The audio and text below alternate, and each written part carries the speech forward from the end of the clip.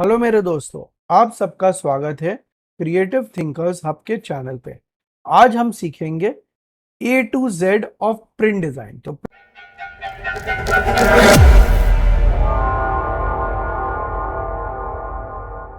आज हम print design में क्या क्या कवर कर सकते हैं, हाँ हम सब सीखेंगे। तो उसके लिए सबसे पहले हम सॉफ्टवेयर और फाइल फॉर्मेट्स में जाएंगे। तो प्रिंट डिजाइन से अंदर सबसे पहले हम वेक्टर सॉफ्टवेयर की बात करेंगे, जो कोरल ड्रॉ है, अडोब इलस्ट्रेटर है, पीडीएफ है और ईपीएस है। ठीक है, तो उसके अंदर ये कोरल ड्रॉ जो हम अभी तक सीख रहे हैं, उसका एक जो दूसरा सॉफ्टवेयर है ये अडोब इलस्ट्रेटर है। ये भी वेक्टर्स के लिए काम आता है। अभी वेक्टर्स क्या है? वेक्टर्स वो चीज है जो आप जितना भी एनलार्ज करो, कि जितना भी आप उसको छोटा करो, वो अपनी डिटेल नहीं खोते हैं, वो पिक्सेलेट नहीं होते हैं। ठीक है, वो उसका जो कलर का क्रिस्पनेस है, डिजाइन का क्रिस्पनेस है, वो पूरा का पूरा वो हमेशा उसके अंदर रहता है। तो उसके जो हमारे एक्सटेंशंस है, वो फाइल टाइप्स है, वो डॉट सी डी आर है कोरल ड्रॉ के लिए, अडोब इलस्ट्रेटर के लिए ए आई है। ठीक है, फिर पीडीएफ के लिए डॉट पीडीएफ है और ईपीएस के लिए डॉट ईपीएस है। तो ये आप जब भी कोई फाइल भी आप ऑनलाइन से डाउनलोड करेंगे ना वेक्टर की, तो वो सीडीआर, पीडीएफ, ईपीएस या एआई फॉर्मेट में जरूर होगी। ठीक है, अगर आप वेक्टर डाउनलोड कर रहे हो तो। फिर आता है रास्टर। अभी ये वेक्टर्स हमारे लोगोज और ऐसी सब चीजें जो हमारे हैं, जो ग्राफिक डिजाइन हम बनाते हैं, वो सब वेक्टर फॉर्मेट के होते हैं। रास्टर फॉर्मेट के इमेजेस होते हैं, जो हम इमेजेस डाउनलोड करते हैं। कुछ भी चीज हम कैमरा से फोटो भी लेते हैं तो वो भी रास्टर होता है। ठीक है, क्योंकि वो डॉट जेपीजी या तो पीएनजी या तो टिफ या तो कौन से भी वो टाइप के फॉर्मेट में होता है। और ये सब फोटोग्राफ के लिए हमारे पास सॉफ्टवेयर है अडोब फोटोशॉप, वो डॉट पीएचडी फॉर्मेट में आता है, या तो हमने कोरल ड्रॉ में भी कोरल फोटो पेंट करके है, तो वो आप वहां पे आप यूज कर सकते हो। तो ये रास्टर्स और वेक्टर्स है। फिर ये हमने सीख लिया। अभी हम जाएंगे कि कौन से पेपर पे हमके प्रिंट करना है। ठीक है, तो हमें दो टाइप के पेपर होते हैं। पहला वाला होता है मैट या तो अनकोटेड पेपर। वो अनकोटेड पेपर थोड़ा खुरखुरा होता है। ठीक है, उसके ऊपर एक टेक्सचर होता है। तो ये हमारे हैंडमेड पेपर भी वो टेक्सचर वाले होते हैं।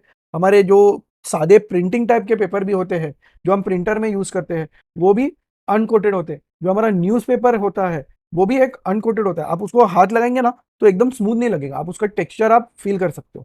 ठीक है, फिर क्योंकि वो खुरखुरे होते हैं, वो उसके ऊपर कोई कोटिंग नहीं होती है, अनकोटेड होते हैं, तो वो इंक भी ज्यादा एब्जॉर्ब करते हैं। और क्योंकि वो इंक ज्यादा एब्जॉर्ब करते हैं, उसके ऊपर वो इंक ज्यादा टाइम तक गिल्ला भी रहता है। तो वो एक चीज है। तो उस हिसाब से अनकोटेड पेपर को सूखने को भी टाइम लगता है। और ये हमने कवर किया। और क्योंकि ये खुरखुरा होता है, तो आप उसके ऊपर बहुत आसानी से कौन से भी चीज से लिख सकते हो। तो आपके बच्चों की एक्सरसाइज बुक्स भी है, ठीक है, वो भी अनकोटेड ही होती है। तो आप इसीलिए आप पेन या तो पेंसिल से उसके ऊपर लिख सकते हो। आपका लेटर हेड है, आपका जो प्रिंटर का पेपर भी है, वो सबके ऊपर आप पेन पेंसिल से बहुत आसानी से आप लिख सकते हो। तो ये आपका कोटेड पेपर के ऊपर देखो, ये इंक जब भी ऊपर ही रहता है ना, तो उसकी जो वाइब्रेंसी रहती है ना, वो आ जाती है। पर यहाँ पे जो अनकोटेड है, वो इंक सोख लेता है। इसके लिए वो पेपर का भी हल्का सा वो कलर वहां पे ले लेता है, जिसकी वजह से वो इमेज थोड़ा व्हाइटिश आ जाता है। और यहाँ पे जो आप देख रहे हो, यहाँ पे जो व्हाइट एरिया है, अभी ये उल्टा भी होता है कि अगर मुझे व्हाइट एरिया छोड़ना है तो ये कोटेड के ऊपर बहुत अच्छे से छूटता है, और अनकोटेड के ऊपर वो इंक अंदर दूसरे व्हाइट एरिया में भी हल्का सा घुस जाएगा। ठीक है, जहां पे ये धुंधलापन आपको पूरे आउटपुट में आएगा। तो ये आपका पूरा डोनट अभी मेंदू वड़े जैसा दिखता है। ठीक है, तो ये आपका ग्लॉसी और कोटेड आउटपुट। तो ये ग्लॉसी जरूरी नहीं है, हम इसको कोटेड ही बोल सकते हैं, क्योंकि ये मैट कोटेड भी होता है और ग्लॉस कोटेड भी होता है, यूवी कोटेड भी होता है।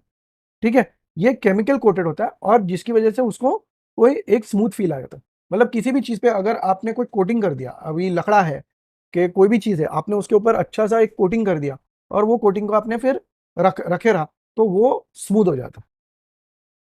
फिर ये क्योंकि उसके ऊपर कोटिंग है, वो इंक भी कम सोखता है, और जिसकी वजह से उसको प्रिंट उसके बहुत उठ के आते हैं और वाइब्रेंट प्रिंट आते हैं।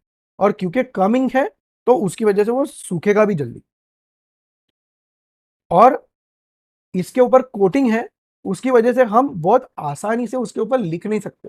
सब पेन उसके ऊपर नहीं चलेगी। आप अगर बॉल पेन कर रहे हो और बॉल पेन दबती है, तो वो अगर वो दब रहा है तो वो आप लिख सकते हो उसके ऊपर। पर अगर आप जेल पेन या तो इंक पेन से लिखने की कोशिश करेंगे, तो वो आपका दोनों उसके ऊपर नहीं चलेगा। तो ये आपके अलग टाइप के कोटिंग है। ये आपका ग्लॉस कोटिंग है, आपका मैट कोटिंग है और आपका यूवी कोटिंग है। तो ये 3 टाइप के उसके ऊपर कोटिंग आते हैं और ये यूवी फ्रंट भी होता है। तो सिर्फ एक ही साइड पे आप कोटिंग भी आप ऑप्शन ले सकते हो। अभी जैसा मैंने बताया, अनकोटेड पेपर में न्यूज़पेपर, लेटर हेड, एनवेलप वो सब आते हैं। और कोटेड पेपर में हमारा जहाँ पे हमको बहुत अच्छा आउटपुट चाहिए, वाइब्रेंट आउटपुट चाहिए, कलर बहुत अच्छे दिखने चाहिए, तो वो आपके मैगज़ीन में आएँगे, बुक कवर में आएँगे, या तो ग्लॉसी आर्ट प्रिंट के अंदर आपका कोटेड पेपर यूज़ होता है। फ़ोटोग्राफ में भी वहाँ पे यूज़ होता है। ये पेपर वेट। अभी हमने पेपर टाइप्स देख लिए, ठीक है? कि ग्लॉसी है, मैट है। वो हर एक पेपर एक वेटेज में भी आता है, ठीक है? तो 60 से 80 ग्राम का जो पेपर है, उसको 20 या तो 32 एलबी, एलबी या तो पाउंड, जो फॉरेन में यूज़ होता है, वो पाउंड में जाना जाता है। इंडिया में जीएसएम से जाना जाता है, मोटाई से, ठीक है? तो वो हमारे प्रिंटर पेपर है, लेटर हेड है और स्टेशनरी है। उसमें 60 से 80 जीएसएम का पेपर यूज़ होता है। कभी-कभी कुछ-कुछ कंपनी हमारा 100 या तो 120 जीएसएम का भी लेटर हेड और स्टेशनरी बनाती है, पर ज़्यादातर हम रेज़्यूमे प्रिंटिंग और कॉन्ट्रैक्ट के पेपर के अंदर हम ये यूज़ करते हैं, क्योंकि ये बहुत इंपॉर्टेंट पेपर है। मतलब आप जॉब लेने जा रहे हो, ठीक है?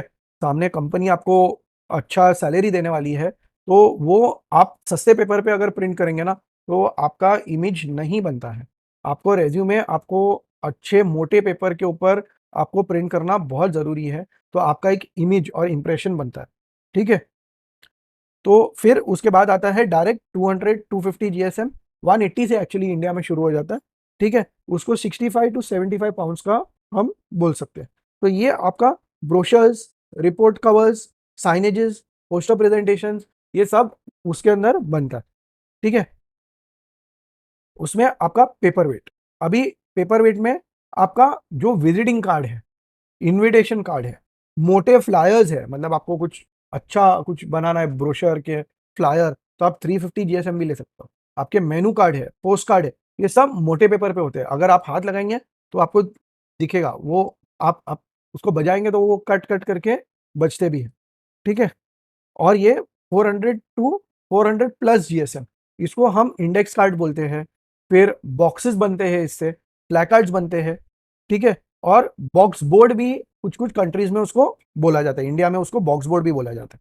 तो वो 400 के ऊपर जीएसएम के होते हैं। फिर आता है हमारा कलर। कलर के अंदर हमारा डिजिटल कलर, अभी जो हम बाहर जाके जो प्रिंट आउट लेते हैं ना, वो रेड, ग्रीन, ब्लैक और ब्लू इंक से बनता है। तो ये रेड, ग्रीन, ब्लू और ब्लैक, ठीक है? तो ये डायरेक्टली मीडिया के ऊपर इसका प्रिंट आउट आता है। उसमें चारों 4 कलर एक साथ में इंक नोजल के हिसाब से, कंप्यूटर के सेंसर के हिसाब से वो पूरा प्रिंट होते हैं, ठीक है? तो ये उसके अंदर क्योंकि चारों कलर एक साथ में है, तो वो कभी-कभी एक दूसरे के साथ हल्का-सा मिक्स भी हो जाते हैं। तो उसके अंदर आपका आउटपुट है ना, वो हल्का-सा डार्क आता है, ठीक है? वो ऑफसेट प्रिंटिंग से हल्का-सा डार्क आता है। तो आपको ये जानना बहुत ज़रूरी है। अगर आपका डिजिटल में ही बहुत लाइट आ रहा है, तो आप जब भी ऑफसेट में जाएँगे तो उससे भी हल्का कलर आ जाएगा। तो ये आपको ध्यान देना है। तो अगर यहाँ पे डिजिटल में ही आपका सैंपल प्रिंटिंग में लाइट आ रहा है ना, तो उसको हल्का-सा 5% 5% के 10% और कलर डार्क कर दो, तो वो आपका सेम आएगा जो आपका आया है। ठीक है? ये छोटी क्वांटिटी में बहुत सस्ता होता है। आप खुद ही समझ सकते हो, अगर आप डिजिटल प्रिंट आउट ले रहे हो, ठीक है? वो प्रिंट आउट आपका आता है 10-20 रुपए में, ठीक है? और अगर आप सेम ऑफसेट वाले के वहाँ जाएँगे, तो वो आपको वो हिसाब से कभी नहीं दे सकेगा, ठीक है? तो ये कैनॉट, इसमें स्पेशल इंक हम नहीं यूज़ कर सकते, क्योंकि वो मशीन के अंदर जितने स्लॉट है, ठीक है? 3 स्लॉट है, 4 स्लॉट है, 1 स्लॉट है, ठीक है? कुछ-कुछ मशीन में 5 भी होते हैं, तो वहाँ पे व्हाइट यूज़ होता है। पर वहाँ पे वो एक स्पेशल कलर नहीं, व्हाइट गिना जाता है।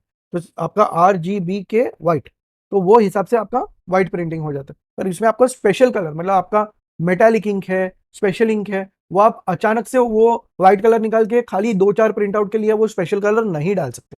वो जो कंपनी ने वहाँ पे उसको किया है, जो कंपनी ने उसको फैब्रिकेट किया है मशीन को, आपको उसके हिसाब से ही चलना पड़ेगा। ऑफसेट प्रिंटिंग, या तो CMYK, सियान, ये सियान, मैजेंडा, येलो, ब्लैक, के दोनों जगह पे ब्लैक है, ठीक है, डिजिटल में और ऑफसेट में दोनों। ये एक के बाद एक मीडिया पे अप्लाई होता है, ठीक है, और प्लेट के हिसाब से काम होता है। मतलब आप कुछ मेरे दोस्त मुझे ये बताएंगे कि नहीं 4 कलर मशीन भी आता है ऑफसेट में। जी हाँ, आता है, पर अगर आप गौर से देखेंगे तो वो 4 अलग-अलग सेक्शंस होते हैं 4 कलर में, जहाँ पे 4 अलग-अलग प्लेट लगती है CMYK की। तो वो मीडिया पहले CMY और K में जाता है, आप समझ रहे हो? तो वो हिसाब से वो एक-एक ड्रम, जहाँ पे आपकी प्लेट वाउंड है, वो एक-एक ड्रम के थ्रू से जाता है। तो वो वन एट अ टाइम ही बोला जाएगा, वो ऑल एट वंस नहीं। वो ऐसा नहीं है कि 4 नोजल एक साथ में इंक फेंक रही है और कुछ बन रहा है, ठीक है? ये एक-एक ड्रम के अंदर से जा रहा है। इसमें आपको क्वालिटी, हाईएस्ट क्वालिटी आउटपुट आएगा, क्योंकि हर एक कलर का एक वाइब्रेंसी होता है, वो एक दूसरे के साथ मिक्स नहीं हो रहे। इसके अंदर हर एक, इसके पीछे है ना ब्लोअर या तो ड्रायर होता है, जहाँ पे वो हल्का सा इंक ड्राई हो जाता है आपका, तो वो आपको हाईएस्ट क्वालिटी आउटपुट आता है उसके अंदर। Cheaper in large quantity.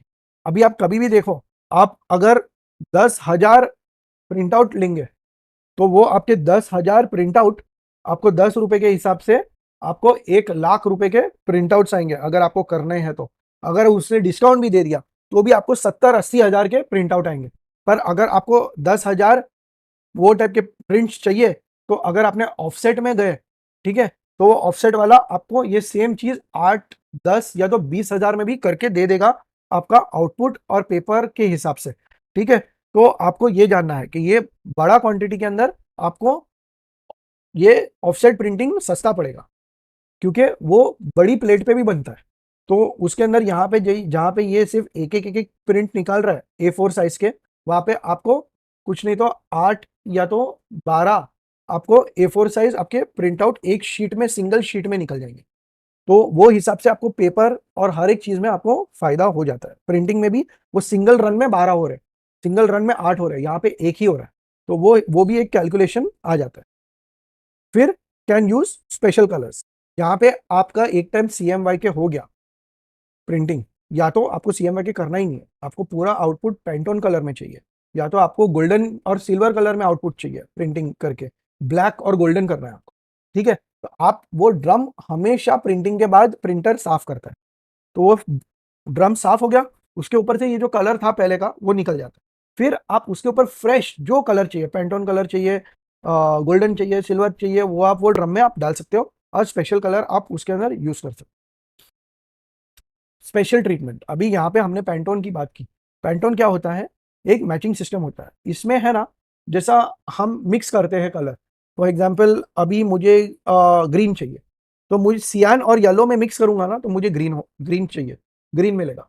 पर क्लाइंट बोलता है कि नहीं, मुझे ये वाला ही ग्रीन चाहिए, और मुझे, मैं कितने भी मीडिया लूँ, कौन सा भी टाइप का पेपर लूँ, कुछ भी मैं प्रिंट करूँ, तो वो सब चीज में मुझे वो ही ग्रीन चाहिए। तो आप उसका पूरा कलर आप पैंटोन कलर में ले सकते हैं। और ये अगर आपने पैंटोन में ले लिया है, तो आपका कोटेड है, अनकोटेड है, कौन से भी अलग टाइप का भी पेपर है, तो भी आपका वो कलर का इफेक्ट आपका वो का वही आएगा। तो इसके लिए आप स्पेशल इंक बनाओ, और कोई भी चीज स्पेशल होती है तो उसका भाव हल्का सा ज्यादा होता है, इसके लिए वो CMY के इंक से महंगी है, ठीक है। और ये large variety of coated uncoated variant में आता है। मतलब इसके अंदर आपको पूरा पूरा कलर्स आपको रेगुलर में भी आएगा, सॉलिड में भी आएगा, नियॉन एंड पेस्टल में भी आएगा, और मेटालिक में भी आएगा, ठीक है। तो ये कोटेड, अनकोटेड और इतने 4-5 और वेरिएंट। तो ये आपका देखो इस तरीके से पूरा आपको सब ऑप्शन आएंगे। तो अगर क्लाइंट ने ये वाला ग्रीन बोला, तो ये वाला ग्रीन आपको हर एक मीडिया और या तो कोटेड अनकोटेड में सेम नहीं आएगा, पर आपने ये सेम पैंटोन कलर ले लिया तो आपका काम हो जाएगा, ठीक है। तो फिर आते हैं मेटालिक इंक्स, मेटालिक पार्टिकल्स। इसके अंदर पैंटोन में मेटालिक होते हैं, पर उसके अंदर मेटालिक इंक के अंदर मेटालिक पार्टिकल्स भी होते हैं, वो एक अलग टाइप का शाइन देते हैं, ठीक है। तो ये कोटेड पेपर्स के ऊपर ही ज्यादा यूज होते हैं, क्योंकि अगर जो उसका ये अंदर सोख लिया, ऐसा समझो कि अगर इंक सोख लिया यहाँ पे, तो आपको प्रॉब्लम हो सकती है। तो ये देखो, ये हमारा मेटेलिक है, ठीक है। ये अनकोटेड के ऊपर ये देखो, ये धुंधला दिख रहा है, और यहाँ पे ये पूरा मेटालिक इफेक्ट परफेक्ट दिख रहा है, ये दिख रहा है, ये देखो ये गायब हो गया, ये अंदर है ना, और फिर ये पूरा सिल्वर है ना, चकाचक पूरा शाइन होके यहाँ पे आएगा। ये देखो यहाँ पे भी है ना पूरा silver type effect perfect coated में आ रहा है, यहाँ पे ये धुंधला हो गया। तो ये अनकोटेड में आपको ये प्रॉब्लम है, आएगा, थोड़ा बहुत आएगा आपको आउटपुट, पर जो कोटेड में आएगा ना वो अनकोटेड में वो लेवल से नहीं आने वाला है। फिर स्पेशल ट्रीटमेंट के अंदर आपको फॉइल स्टैंपिंग। अभी आपका क्लाइंट आपको ये बोलता है नहीं, मुझे कैसे भी मुझे अनकोटेड पेपर ही चाहिए और मुझे वो सिल्वर गोल्डन, मुझे वो आउटपुट पूरा आना चाहिए। तो आप आपका आर्टवर्क हल्का सा बदल सकते हो, उसका एक डाई बना सकते हो और सिल्वर या तो गोल्डन आप स्टैंपिंग कर सकते हो, क्योंकि ये कौन से भी पेपर पे आपका हो सकता है। ठीक है, तो ये टाइप का आपका आउटपुट आएगा। ठीक है, आप देख सकते हो मैट गोल्ड आ रहा है, यहाँ पे रेडिश रेडिश फॉइलिंग आ रहा है, यहाँ पे आपका होलोग्राफिक फील आ रहा है, यहाँ पे पर्पल भी फॉइल स्टैंपिंग हो रहा है, यहाँ पे ग्लॉस गोल्ड स्टैंपिंग हो रहा है। तो आप दुनिया भर के अलग अलग टाइप के आप स्टैंपिंग कर सकते हो, आपके क्लाइंट को जो चाहिए वो, और उसको एक, तो ये आप एक, अगर उसको मैट पेपर पे पूरा आउटपुट चाहिए तो फॉइल स्टैंपिंग, प्रिंटिंग के बदले स्टैंपिंग कर लो। ठीक है, फिर आता है डाई कटिंग। डाई कटिंग के अंदर आपका आता है स्टील ब्लेड से ये कट होता है पूरा। ठीक है, आपका to create a wide array of shapes and pattern. तो आप अलग अलग टाइप के शेप और पैटर्न आप कटिंग करके डाई डाई के थ्रू से आप बना सकते हैं। ठीक है, तो ये आपका डाई कट, लेजर कट और राउटर कट। अभी डाई कट आप किस चीज में करेंगे? डाई कौन सा होता है? छोटी चीज में होता है कि अगर आपको कुछ एक पर्टिकुलर साइज है, समझो कि एक लीफलेट है या तो पोस्टिट्स है या तो आपका विजिटिंग कार्ड है, तो उसमें आप डाई कट यूज करेंगे क्योंकि वो छोटी चीज है, आपका डाई छोटा बनेगा तो वो चलेगा। पर अगर आपका बड़ा चीज है, फॉर एग्जाम्पल आपका बड़े बड़े पोस्टर है, ठीक है, और तो वहां पे आपको लेजर कट करना पड़ेगा। आपका मोटा है, फॉर एग्जाम्पल आपने उसके पीछे आपने सनबोर्ड डाला है कि कोरोगेशन डाला है या कुछ भी डाला है, तो वो आपका डाई कट के अंदर आपकी ब्लेड बहुत जल्दी खराब हो जाएगी। पर आपने वो सेम चीज लेजर कट किया ना, तो वो आपका बहुत अच्छे से जाएगा। और फिर है राउटर कट। राउटर कट ये वो है कि जो लेजर मशीन में भी ना जाए, इतना बड़ा है कि आपका जो 2 फुट बाय 4 फुट का के कुछ भी लेजर मशीन है, ये उससे भी बड़ा आर्टवर्क है। ठीक है, आपका होर्डिंग है कि आपका बहुत बड़ा उधर कटआउट है, ह्यूमन साइज का कटआउट है, तो वो आपको राउटर कट करना पड़ेगा, मतलब वो आपको अलग एक मशीन के ऊपर पूरा घुमाना पड़ेगा हाथ से। ठीक है, तो वो आपका रोटर कट होगा। ये देखो ये पूरे डाई कट जो मैंने बताया ये उसके ऑप्शन है। तो ये छोटे हैं तो वो हिसाब से ये डाई कट हुआ है, ये वाला लेजर कट हुआ है। ठीक है, तो ये हल्के से एजेस है ना यहाँ पे हल्के से जल जाएंगे क्योंकि वो लेजर है। फिर स्पेशल ट्रीटमेंट के अंदर आपका डीबॉस और एम्बॉस। ये इसके अंदर क्या होता है कि मेटल प्लेट आपकी पेपर में पूरी दबती है, पेपर को सैंडविच करती है, और वो हिसाब से आपने क्या टाइप का डाई बनाया ना, वो हिसाब से आइदर वो डीबॉस होगा या एम्बॉस होगा। मतलब वो अंदर घुसेगा, ये देखो डीबॉस मतलब ये अंदर घुस रहा है और एम्बॉस मतलब बाहर निकल रहा है। ठीक है, तो ये एम्बॉसिंग और डीबॉसिंग। अभी डीबॉसिंग कोई चीज़ की है ना, तो आपको उसके पीछे आप कुछ प्रिंट नहीं कर सकते, पर एम्बॉसिंग में एक फ़ायदा है कि आप उसको सैंडविच करेंगे ना, कि एक अनट्रीटेड पेपर है और एक एम्बॉस पेपर है, उसको एम्बॉस पेपर को ऊपर रखो और अनट्रीटेड पेपर को नीचे रखो, तो आप पूरा प्रिंटिंग कर सकते हैं। पर आपका डीबॉसिंग के अंदर आप कुछ नहीं कर सकते, आपको वो एरिया आपको खाली छोड़ना पड़ेगा नीचे की तरफ का। ठीक है, क्योंकि वो अंदर दब रहा है। पर अगर आप कार्डबोर्ड के कुछ आप रख रहे हो उसके ऊपर, तो आप पेपर को आप ये रखो तो कार्डबोर्ड का एक लेवल तक ही वो नीचे जाएगा, पर वो नीचे का पूरा आपका वो लिखावट है, या पूरी लिखावट है वो लास्ट तक नहीं जाएगी। तो आपको वो थिक पेपर आपको यूज़ करना पड़ेगा। तो नीचे डीबॉसिंग के लिए यहाँ पे आप 2 पेपर टाइप आप सैंडविच कर सकते हो, पर यहाँ पे आपको बहुत मोटा पेपर या तो कार्डबोर्ड के कुछ आपको नीचे रखना पड़ेगा जो आर पार आपका डीबॉसिंग ना हो। फिर प्रिंट साइज़ में आपका ए सीरीज़ पेपर है, इसका एक फॉर्मूला है 1:1.4142।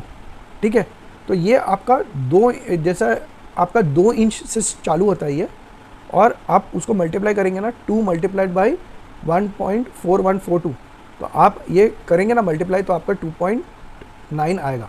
तो ये आपका 2.9 यहाँ पे चले जाता है। तो ये जो सीधा है ना सपोजिंग पेज, ठीक है, तो ये इसको रोटेट कर देंगे ना तो 2.9 यहाँ पे आ जाएगा, उसको आप 1.4121 से मल्टीप्लाई करो 4.1 आएगा। वो हिसाब से ये देखो ये सब सेम है, ठीक है, ये आपका रोटेट करके आपको वो साइज़ मिल जाएगी। तो ए 8 से चालू होता है और ए 0 तक ये ख़त्म होता है। तो ये फिर अगला है हमारा यूएस और इंच सिस्टम। तो इसका कोई पर्टिकुलर फॉर्मूला नहीं है, ये सिर्फ इंच के हिसाब से ये दिखते हैं। तो ये देखो, ये हाफ लेटर तो 5.5, हाफ लेटर 5.5 बाई 8.5, ये 8.5 और 11, तो ये फुल लेटर। फिर ये जूनियर लीगल 5 बाई 8, और फिर लीगल ये 8.5 बाई 14 और 11 बाई 17। ये देखो कोई रिलेशन ही नहीं है ये लोगों का, ये दोनों का है क्योंकि हाफ लेटर फुल लेटर, ये लोगों का कोई रिलेशन ही नहीं है। ठीक है, ये पोस्टर, ये देखो ये पोस्टर के अंदर भी ये 18, 24, 36, 48, तो ये आपको रिलेशन आ रहा है। ये 22, 28 और 24, 36 में कोई रिलेशन नहीं है। ओके, ये इसका डबल है, ये देखो ये 24, 24 और ये 36 और ये फुल डबल है। तो ये आप मतलब एक दूसरे के साथ आप ये देखो कोई रेशियो का, ये जैसे रेशियो है यहाँ पे 1:1.41 to 1, ये आपको कोई फॉर्मूला इसमें दिखेगा ही नहीं। ठीक है, तो ये हिसाब से ये काम होता है। फिर ups, bleed and cut marks. तो ये हमारा ब्लीड है, दिस इज एन, ये एक आठ ऑफ एन इंच। ठीक है, तो मतलब 1/4 है ना उसका आधा, ये उतना हमेशा ब्लीड में जाता है। ये किधर जाता है हमारा, ये ट्रिमिंग, कटिंग या तो बाइंडिंग के अंदर ये घुस जाता है। तो ये ब्लीड जो हम बनाते हैं ना, उसके अंदर कोई भी आपका इंपॉर्टेंट मैटर नहीं होना चाहिए, या तो ग्राफिक या तो टेक्स्ट या तो कुछ भी वहाँ पे नहीं होना चाहिए। ये कंपलसरी नहीं है। ठीक है, ये कुछ कुछ क्रिएटिव में कर सकते हैं, जैसा हमारा विनाइल है तो विनाइल में ज़रूरी नहीं है, हमारे होर्डिंग है उसमें ब्लीड की ज़रूरत नहीं है। हमारे काफ़ी कुछ आर्टवर्क्स है जहाँ पे ब्लीड की ज़रूरत हमको नहीं पड़ती, लेटर हेड से। ठीक है, तो ये सब में ब्लीड की ज़रूरत नहीं पड़ती। पर अगर आप सेम लेटर हेड साइज़ का A4 साइज़ का अगर आप ये लीफलेट बना रहे हो तो आपको ब्लीड की ज़रूरत पड़ेगी, क्योंकि कटिंग में ज़रा भी आगे पीछे हो गया तो आपका प्रॉब्लम होगा। फिर कट मार्क, ये कट मार्क तो हर एक आर्टवर्क में ज़रूरी है, क्योंकि कट मार्क के बिना प्रिंटर को मालूम ही नहीं पड़ेगा कि उसको काटना कहाँ पे, फोल्ड कहाँ करना है, उसको बाइंडिंग कहाँ पे करनी है, उसको क्रीजिंग कहाँ पे करनी है, उसको मालूम ही नहीं पड़ेगा। तो कट मार्क होना बहुत ज़रूरी है, और ये हर कट मार्क अलग अलग टाइप का होता है। तो ये यहाँ पे आप देखो ब्लीड है, फिर ये जो है ना ये हमारी ट्रिम लाइन है, ये आप देख रहे हो ट्रिम लाइन। तो यहाँ पे है ना हमारे कट मार्क आएंगे। फिर ये सेफ्टी है, ये इसके अंदर हमारा ये कोई भी आर्टवर्क नहीं होना चाहिए, ये हमारा सेफ्टी होता है। और फिर यहाँ पे हमारे बॉर्डर्स बन के फिर आर्टवर्क यहाँ पे आता है। ओके, तो अगर आपकी बॉर्डर है तो नहीं तो आप आर्टवर्क भी यहाँ से शुरू कर सकते हो 1/8 का सेफ्टी रख के। ठीक है, तो आप अगर देखेंगे तो 3 से 4 mm 1/8 ऑफ एन इंच होता है, तो 3 से 4 mm आप यहाँ पे आर्टवर्क में रखेंगे तो आपका काम हो जाएगा। फिर आता है, हमने कट मार्क्स डाल दिए, हर चीज़ डाल दी, पर मेरा आर्टवर्क इतना बड़ा नहीं है कि वो एक ही आर्टवर्क एक शीट में बैठे। तो उसके लिए मैं क्या करूँगा कि सपोजिंग A4 है और आपका विजिटिंग कार्ड का आप आर्टवर्क बना रहे हो। ठीक है, तो A4 शीट तो बड़ा होता है, विजिटिंग कार्ड सिर्फ 2x3 इंच का होता है, तो उसके अंदर आपका 4 या तो 6 विजिटिंग कार्ड बैठ जाएंगे एक A4 में। तो उसके अंदर हम इस तरीके से ऑप्स बिठाएंगे, तो 1 2 3 4, तो ये 4 ऑप्स बिठा दो, तो एक ही प्रिंट आउट के अंदर आपके सब विजिटिंग कार्ड का ऑप्शन निकल जाएगा, और आपका पेपर भी बचता है, और वो हिसाब से आप एक ही शीट के अंदर से क्लाइंट को सैंपल भी दिखा सकते हैं। फिर ब्रोशर या तो लीफलेट, अभी इसके अंदर ये 2 पेज, 20 पेज या उससे भी ज़्यादा, इसका साइज़ आपके क्लाइंट या तो डिज़ाइन के ऊपर वेरी होता है। कुछ कुछ कंट्रीज़ के अंदर हम हैंडआउट को भी ब्रोशर बुलाते हैं। ठीक है, कि this is a booklet brochure, उसको बुकलेट ब्रोशर बुलाते हैं और इसको हैंडआउट ब्रोशर बुलाते हैं। कुछ कुछ कंट्रीज़ के अंदर दोनों को, हैंडआउट को भी ब्रोशर बुलाते हैं। यह half fold, tri fold, quad fold, gate fold, Z fold और रोल फोल्ड में आता है। तो ये आपका ट्राई फोल्ड हुआ, मतलब एक पेज को आपने 3 इक्वल पार्ट में डिवाइड कर दिया। फिर ये जो फोल्ड है हमारा, उसको अगर आप उल्टा घुमा दो तो ये आपका जेड फोल्ड बन जाता है। ये देखो ये दोनों सेम है, और इसको उल्टा घुमा दो तो ये जेड फोल्ड बन जाता है। फिर हाफ फोल्ड, ये पेपर को परफेक्ट हाफ, फिर ये हाफ को और हाफ करेंगे तो पैरेलल फोल्ड बन जाता है, और फिर इसको आप गेट फोल्ड, तो ये आपका आधा शीट और ये एक चौथाई, तो 1/4 हाफ और 1/4 ये आपका गेट की तरह हो जाएगा, ठीक है। और फिर सेम उसको आपने बीच में और एक फोल्ड इधर कर दिया है, ये जो इसको ये फोल्ड और एक फोल्ड कर दो तो डबल गेट फोल्ड हो जाता है, ठीक है।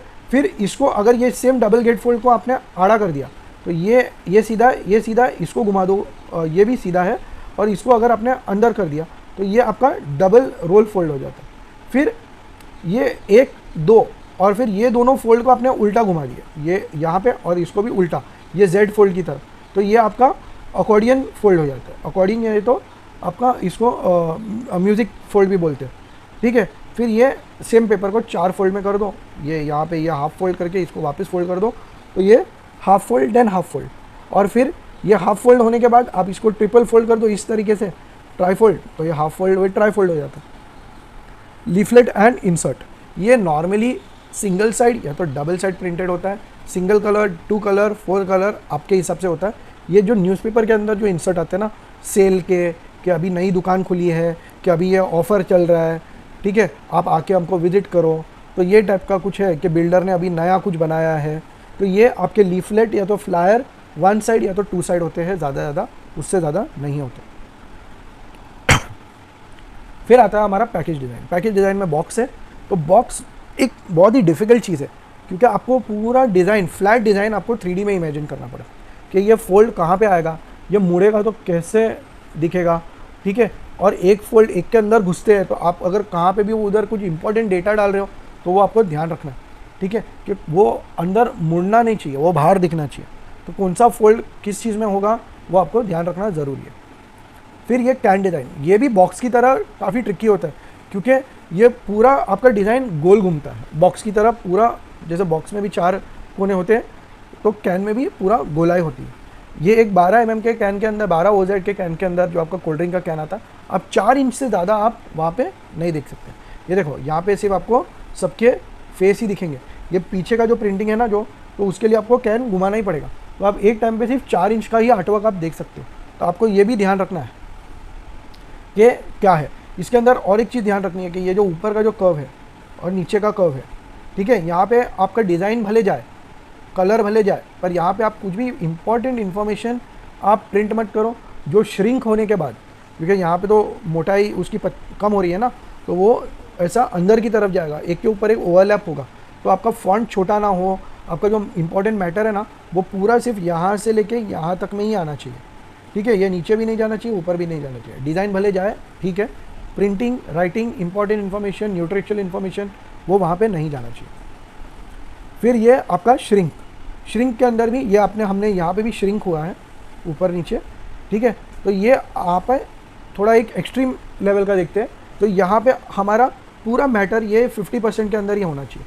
ये ऊपर के 25% और 25% के अंदर जितना कम मैटर आप डालेंगे या तो उसको स्पेस कर देंगे, तो वो आपका श्रिंक होने के बाद भी वो एक दूसरे के ऊपर चढ़ना नहीं चाहिए, ज़्यादा उसका जो स्पेसिंग आपने दिया है वो कम नहीं होना चाहिए। तो ये आपको 50 to 60% में होना चाहिए, और ये 20 to 25% के अंदर आपको जितना कम मैटर रखेंगे आपके लिए अच्छा है। ये आपका प्रिंटिंग। अभी हम प्रिंटिंग के अंदर आप अगर घर पे प्रिंटिंग कर रहे हो तो ये आपका घर का जो लेज़र जेट है, इंकजेट है, वो आपका लेटर हेड जो भी है, सैम्पल प्रिंट बना रहे हो कि भाई मैंने एक लेटर हेड का डिज़ाइन बनाया, विजिटिंग कार्ड का डिज़ाइन बनाया, तो आप सीधा आप घर पे ही आपका अगर प्रिंटर है, ऑफिस में ही प्रिंटर है, तो आपको फिर आपने अगर कोई फॉन्ट या तो डिज़ाइन के कलर या तो उसकी डेप्थ के अंदर आपको कुछ डाउट है, तो आप ऑफिस पे भी अगर प्रिंटर है, घर पे भी प्रिंटर है, आप कहाँ से भी डिज़ाइनिंग कर रहे हो वहाँ पे प्रिंटर है, तो आपको ये सैम्पल प्रिंट लगाएंगे तो आपको कुछ आपका मिस्टेक हो रहा है तो वहाँ के वहाँ ही करेक्ट हो जाएगा, ठीक है। फिर ये आपका प्रोफेशनल या तो लार्ज स्केल, तो ये फ्लेक्स है, ये टी शर्ट के लिए है, ये ऑफसेट प्रिंटिंग है 4 कलर, और ये आपका यहाँ पे स्क्रीन प्रिंटिंग के लिए, तो ये सब आपके ये लार्ज स्केल प्रिंटिंग के लिए। तो जब भी आपका पूरा फाइनल हो जाए कि भाई ये मेरा ये है, तो आप प्रिंटिंग लार्ज स्केल प्रिंटिंग के लिए जा सकते हो। पर अगर समझो कि आपकी बुक है, ठीक है, आपने बुक बनाई है, आपने एक ब्रोशर बनाया है, तो क्लाइंट अगर बोले नहीं भाई मुझे एक पीस तो मुझे दिखा दो, मैं 5000, 1000, 500 कॉपीज़ बनाऊँ, उसके पहले मेरा कोई नुकसान नहीं होना चाहिए। तो प्लीज़ मुझे पहले एक पीस दिखा दो, और उसके अंदर है ना, ये आपने बनाया ना, तो एक मुझे 2 अलग-अलग पेपर में भी दिखा दो ना। तो आप क्या करेंगे, आप उसको 2 अलग-अलग पेपर में प्रिंट करो, या ऑनलाइन प्रिंट ऑन डिमांड, तो आप विस्टा प्रिंट या तो कोई भी प्रिंट ऑन डिमांड आपकी वेबसाइट से, काफ़ी प्रिंटर्स ने भी अभी प्रिंट ऑन डिमांड शुरू किया है, तो आप उनको भी कॉन्टैक्ट कर सकते हो, भाई मुझे सिर्फ एक ही बुक चाहिए, क्योंकि बाइंडिंग तो आपके बस की बात नहीं है, ठीक है। अलग-अलग पेपर, कभी-कभी आपके डिजिटल वाले के पास वो पेपर ही नहीं है, तो आप कहाँ पेपर खरीदने जाएंगे, पर आपके प्रिंटर के पास तो होगा, क्योंकि वो प्रिंटर वैसे भी कोई ना कोई क्लाइंट के लिए यूज़ कर रहा है। तो अलग-अलग पेपर भी आप वहाँ से ऑनलाइन प्रिंट ऑन डिमांड से ले सकते हैं। तो आई होप कि आपका पूरा यहाँ पे प्रिंट डिज़ाइनिंग के अंदर आपकी पूरी क्लैरिटी आपको मिली है। अगर आपको क्लैरिटी मिली है तो आप प्लीज़ यहाँ पे आप अगर आपको कोई दूसरा भी डाउट है तो प्लीज़ कमेंट करो और मुझे पूछो, क्योंकि आप पूछेंगे नहीं तो मुझे मालूम नहीं पड़ेगा कि आपको और क्या डाउट है। आप मेरे दूसरे भी वीडियो देख रहे हैं तो प्लीज़ उसके नीचे मुझे पूछो कि आपको क्या डाउट है, ठीक है। और अगर आपको ये वीडियो अच्छा लगा है तो प्लीज़ लाइक, सब्सक्राइब और शेयर करना ना भूलें, क्योंकि बांटने से ही ज्ञान बढ़ता है। शुक्रिया।